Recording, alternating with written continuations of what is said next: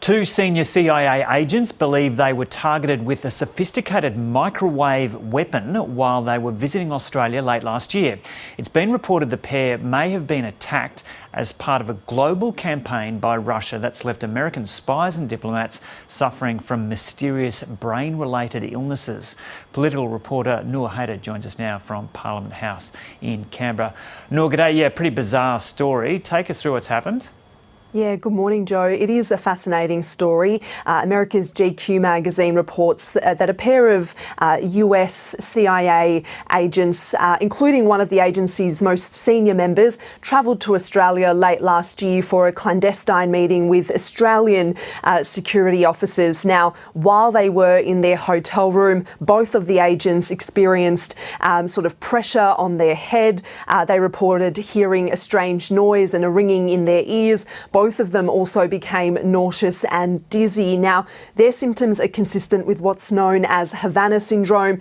This was first documented back in 2016 by American diplomats in Cuba. At the time, about 24 diplomats complained about hearing strange noises, experiencing vertigo, mysterious brain effects, including tiredness that was just not explainable, but also debilitating headaches. Now, exactly what's behind those symptoms remains unclear, or who's behind those symptoms remains unclear. There have been suggestions by researchers that microwaves beamed through windows and doors of buildings could explain these strange impacts on the brain.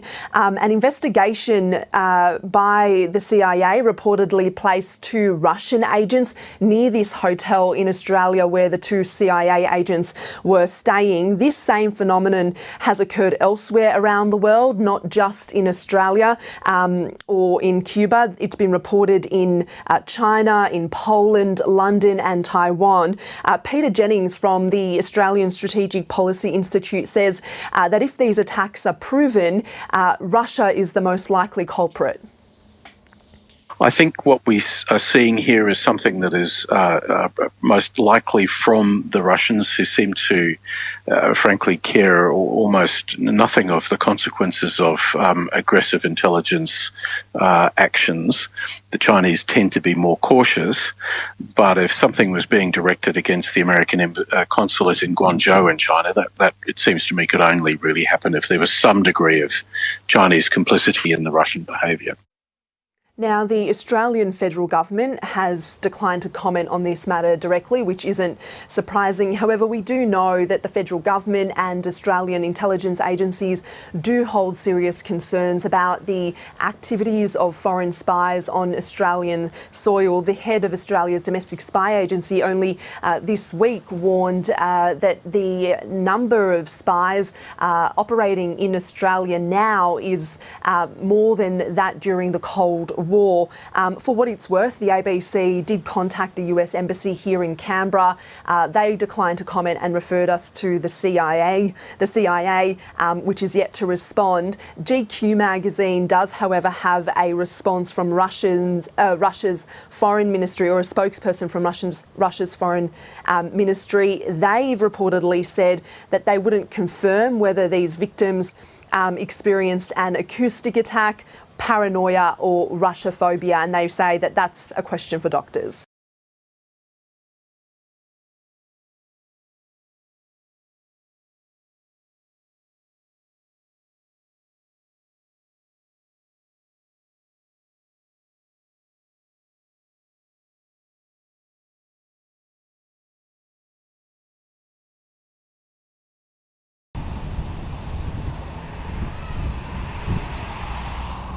The recording gives us the first tangible sense of what it was like for these American government workers in Havana who were hearing these unexplained sounds in their residences and later developed physical symptoms.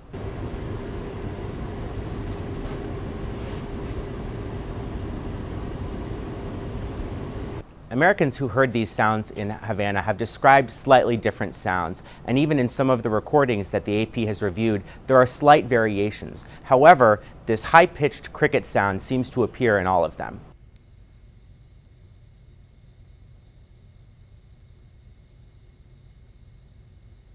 The U.S. Embassy in Havana has played these recordings for Americans who are working there so they know what to listen to.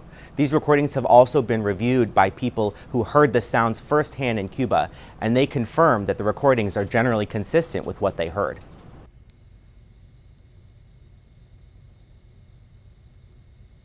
We still don't know what is causing the sound, and the recordings don't appear to have significantly furthered the investigation. Even with the recordings being analyzed, the U.S. government still says it has been unable to determine what is causing the sound.